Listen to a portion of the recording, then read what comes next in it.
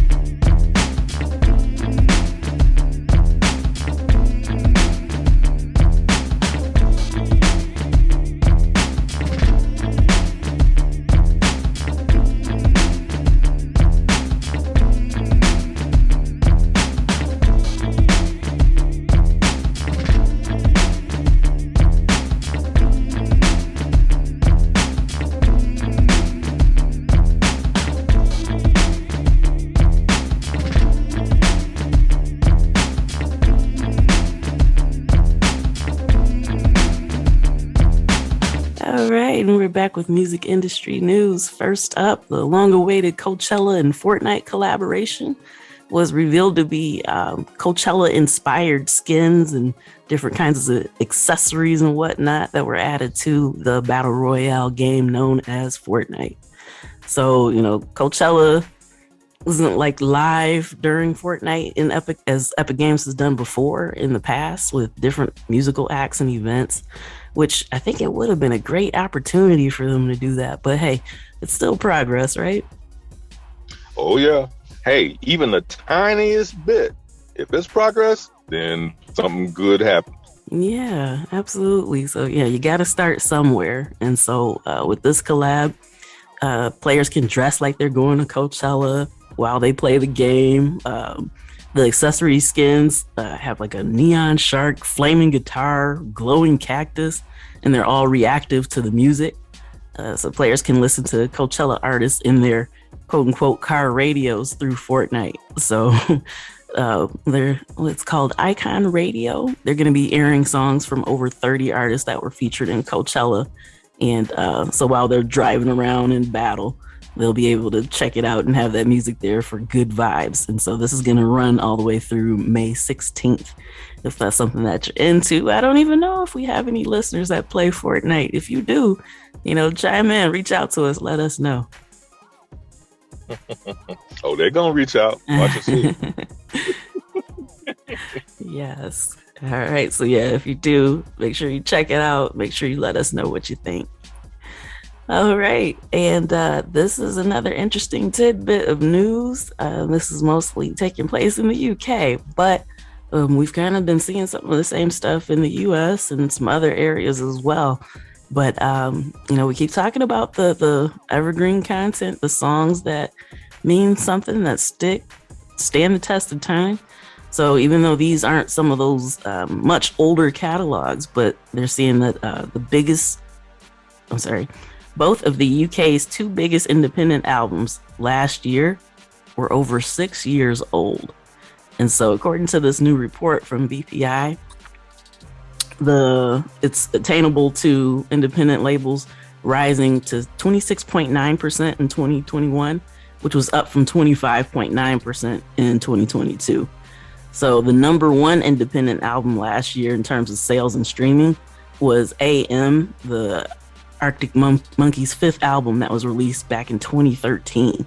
So, just a little interesting tidbit. They haven't even released an album since 2018, which was Tranquility Base Hotel and Casino. But yeah, the number one album from independents in the UK last year came out back in 2013. So the second biggest selling independent album in the UK was Adele's XL25, and that came out in 2015. And the fifth biggest selling indie album was her album that came out in 2011. So what was that, 21? So all these have been made quite a while ago. I mean, 6 years isn't super long, but considering how fast things seem to be going in the music industry, there's something to be said for that. So, these artists have out these different albums and whatnot, but people still keep going back to the ones that they really enjoy. So much so that they're charting in 2021 after being 6 or more years old. So what do you think about that? That's a very interesting little tidbit, I thought. Extremely. In this vast galaxy that we live in, just think of all of the beats, the tunes, the sounds, the songs, the lyrics, the essence of music and music production all over the place that we get the chance to dig into. Just about any way we want. And that's really amazing. But on the other hand, I feel so badly or lethargically about the people who are in countries where you can't do that. Based on the governments, Mm-hmm. So wow. But yeah. I'll keep it on the upper. It's a good thing for those who can. Mm-hmm. Yeah, for sure. So that's a one thing to note as an artist. A lot of times, once you do something, you kind of move away from it, like, oh, that's old. I did this however long ago. But you got to keep in mind, sometimes people still like it. And sometimes your old stuff can be new to someone else. You Yep. never really know. So don't ever stop promoting it. It doesn't matter how long ago you did it. If it's something that you're proud of and you think that somebody might vibe to it, or you know that people did vibe to it, they probably want to listen again. So yeah, keep promoting your stuff. There's no Yeah. time limit on that at all, Well, obviously. one of the things that come to mind with that is that video that a couple of brothers made, I guess 4 or 5 years ago, or maybe even 2 years ago. There's a set of brothers. I don't think they're twins. They might be twins, and they would always make a couple of short videos about delving into older music, or music in which they called older, or music that which they called brand new. And it shows their facial reactions hearing the song by Genesis for the first time.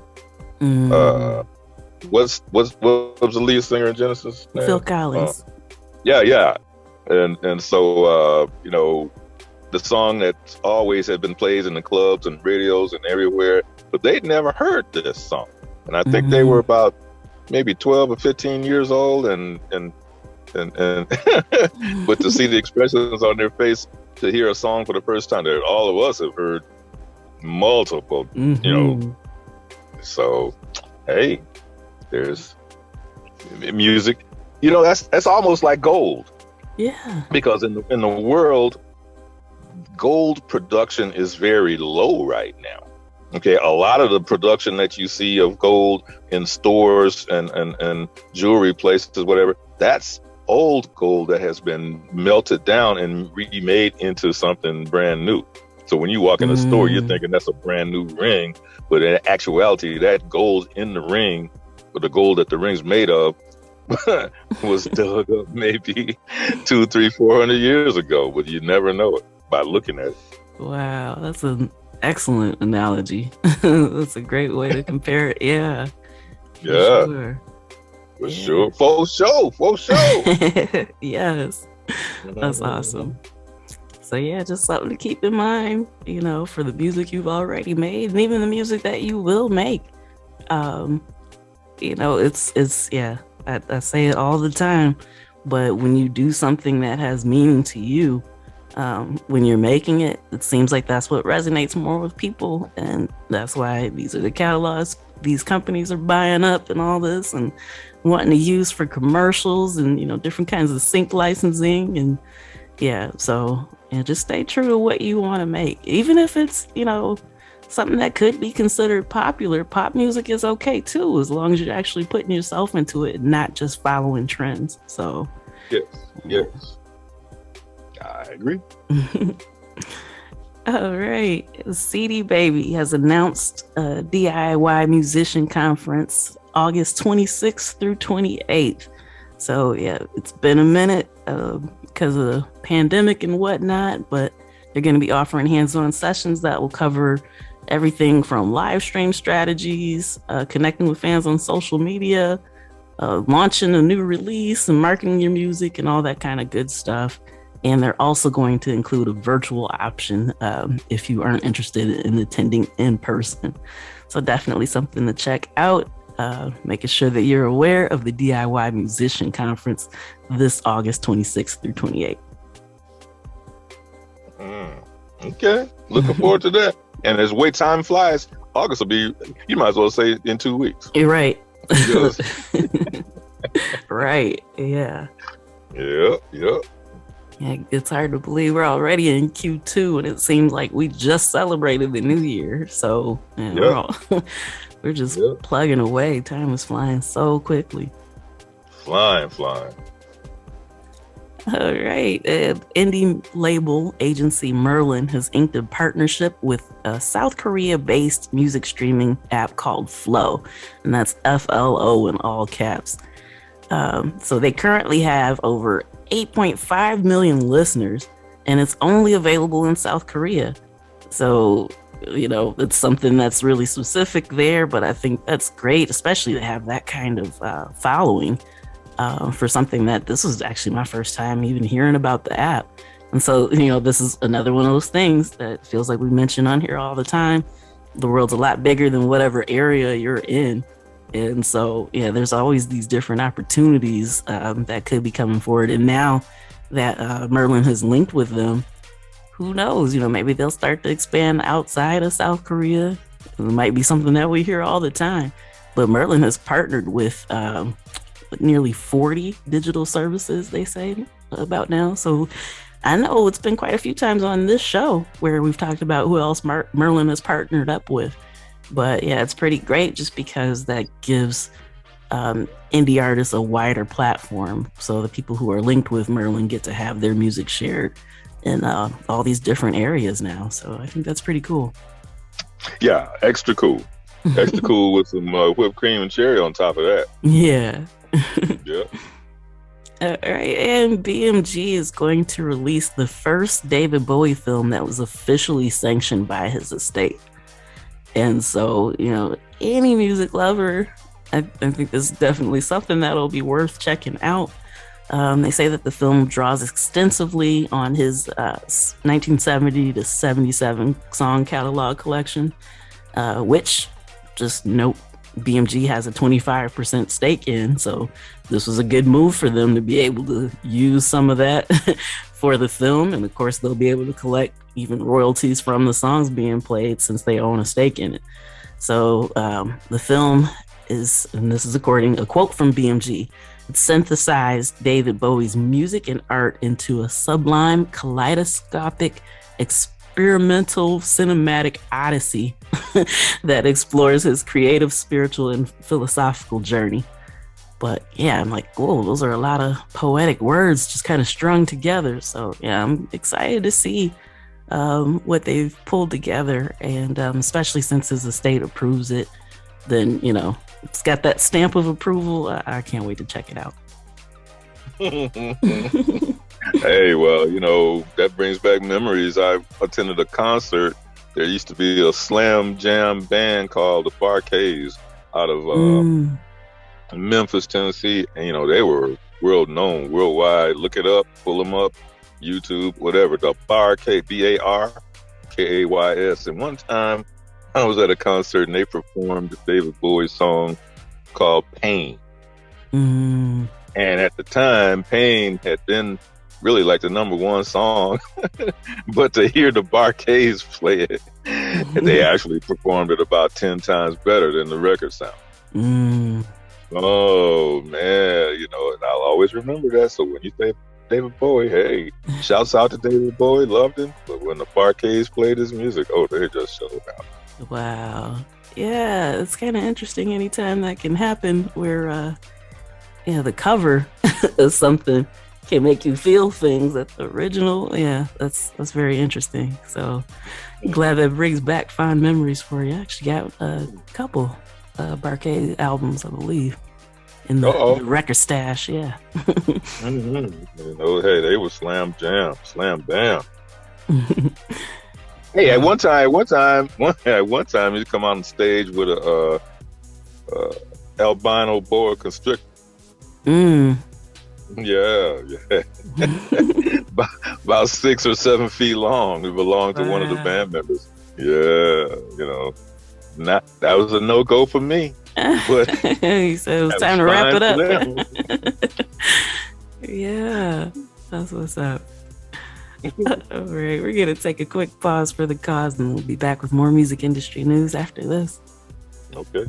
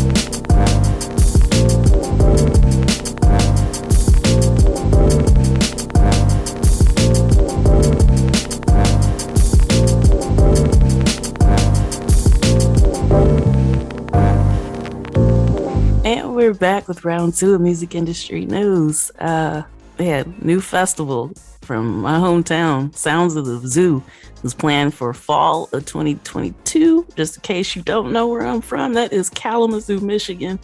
So it's an inaugural free festival that's planned for Monday, September 26th, all the way through Sunday, October 2nd.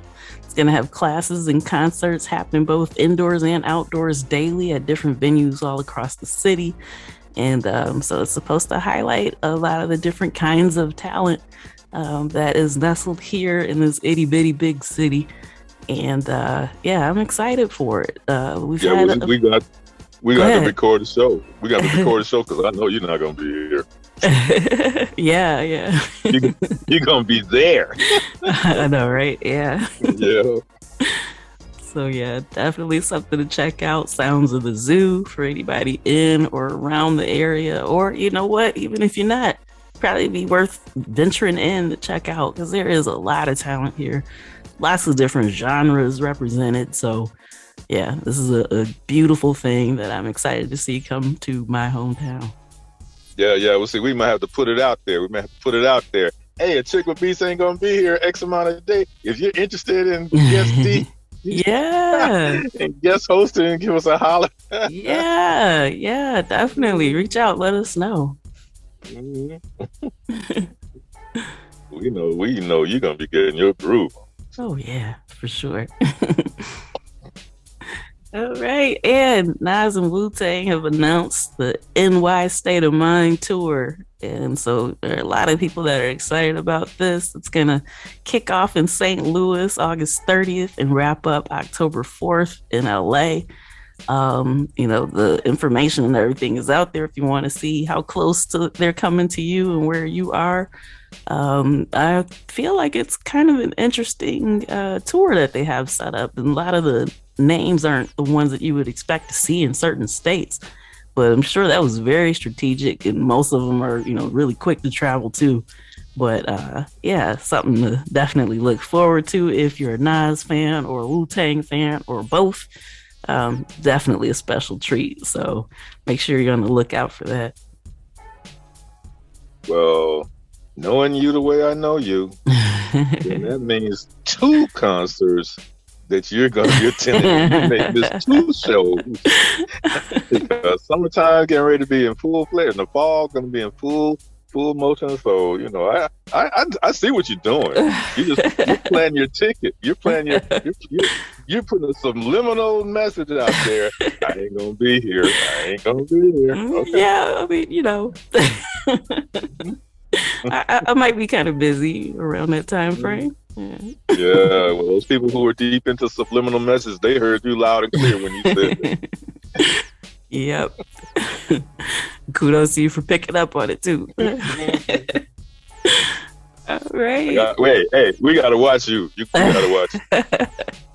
Yes, but I mean, as a Wu-Tang, come on. My ears perked up. Yeah. I said, there she goes. Yes. All right, and Deezer is going public with a $1.16 billion valuation via a merger with a SPAC in France and that special purpose acquisition company. It was kind of rumored a few days before it happened that it would probably happen, and then it did get confirmed.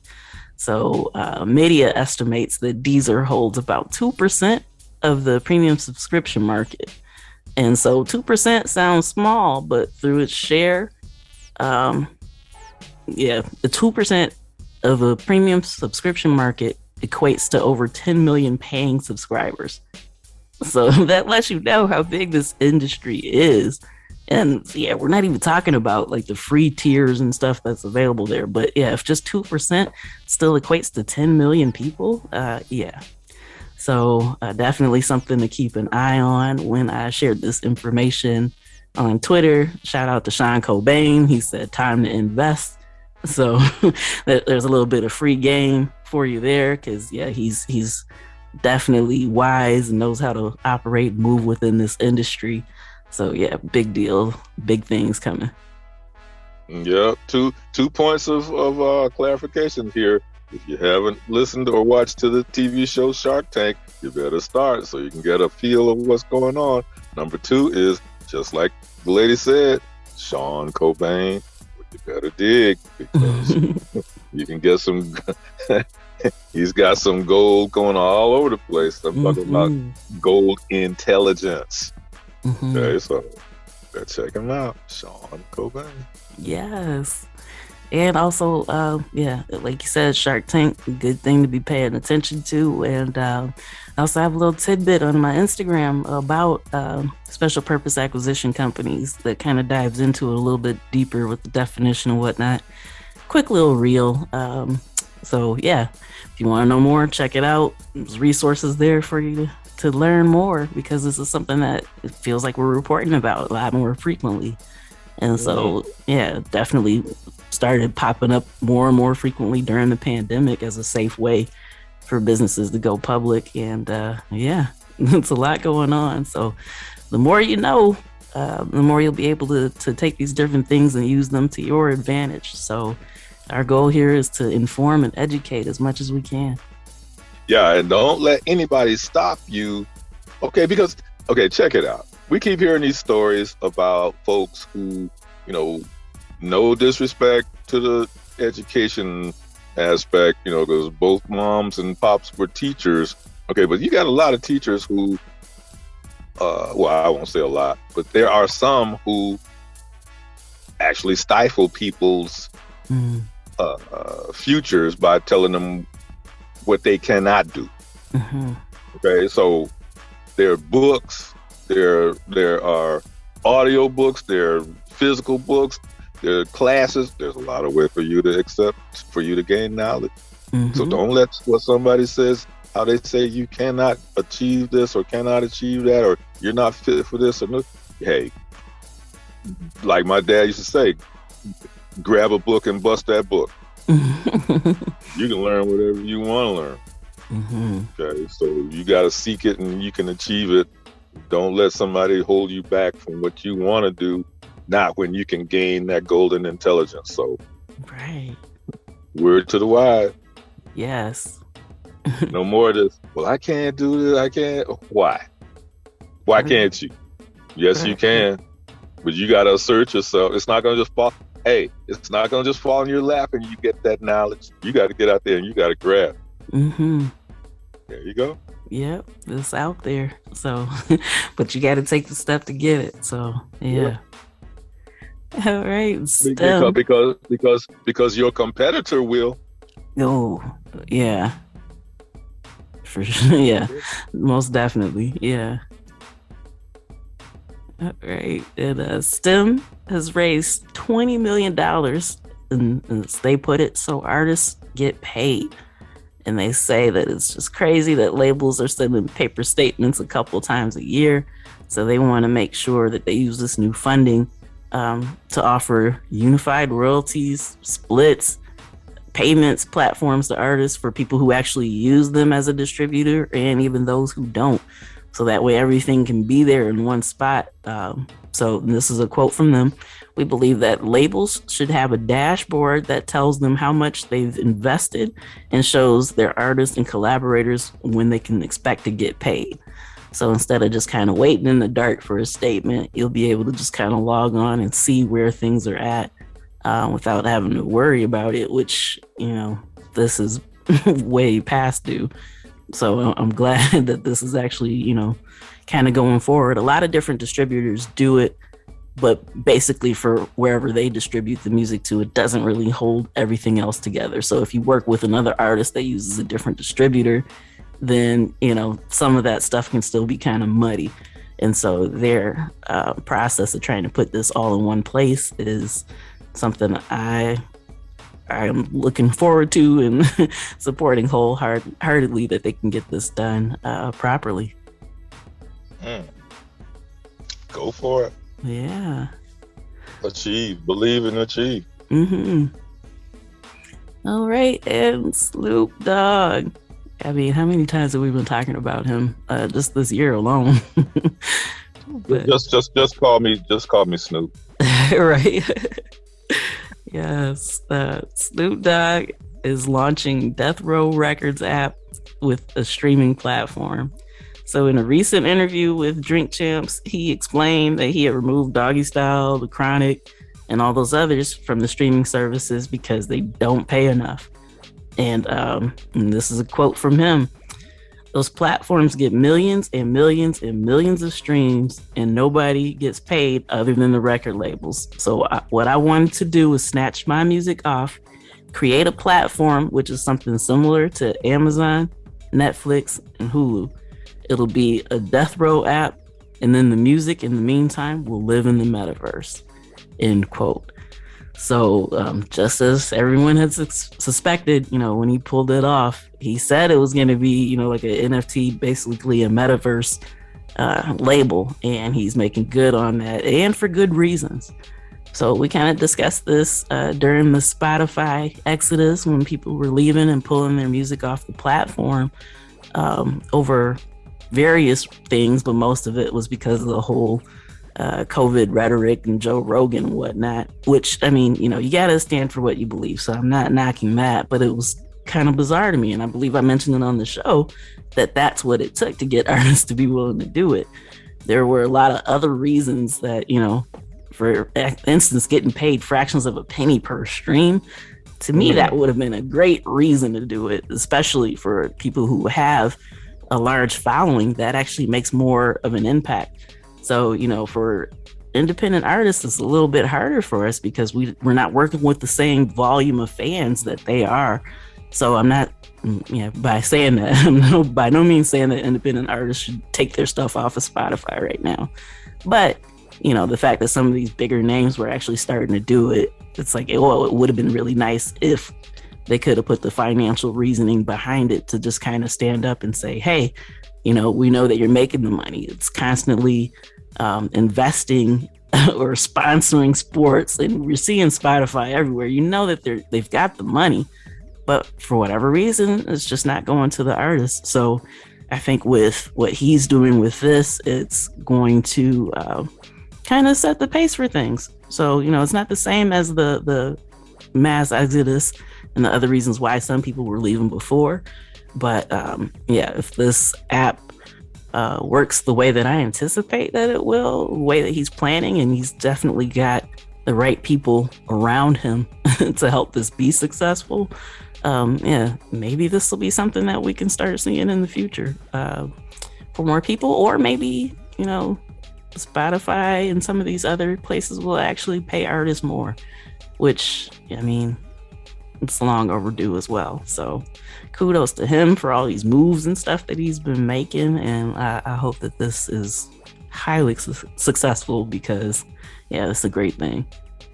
Well, see, on the TV commercial last night with him and a buddy sitting on the beach, sipping the bottles of Corona. yeah. Okay, so the guy says, "Yeah, Snoop Dogg." He said, "No, just call me Snoop." I said, "Oh, okay." So but it's just really, really amazing in a lot of different ways. Okay, you relate to the music and so forth.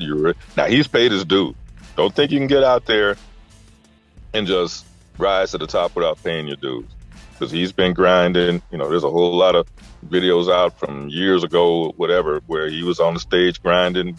This artist, that artist, whatever. So he's been in the studio. He's paid his dues. Okay, but see, now though, that's manifested in something so colossal that 10, 15 years ago, he never even envisioned how large, his name, his fake, his name, his namesake, his image, and all of that is creating a colossal empire, and also allowing him to pave the way for some others that are coming up behind him. Yep. Yeah.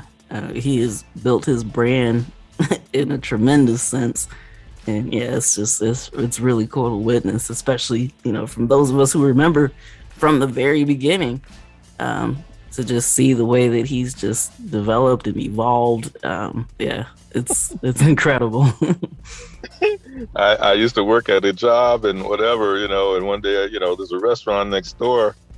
Go to lunch every day, whatever, every other day, whatever. So one day there was a crowd in there, and I'm like, okay, so I'm used to dipping in, grabbing my food, eating and dipping out, but there's a crowd in there.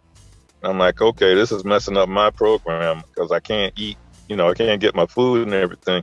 And so then out of the mist comes this guy walking with a tray, and he kind of had a little dap to his walk and everything. And I'm like, oh, who is this guy? Coming around the corner, it was Snoop. Like, oh my God. And he had his posse in there with him, and they were eating lunch. I'm like, get out of here. And so,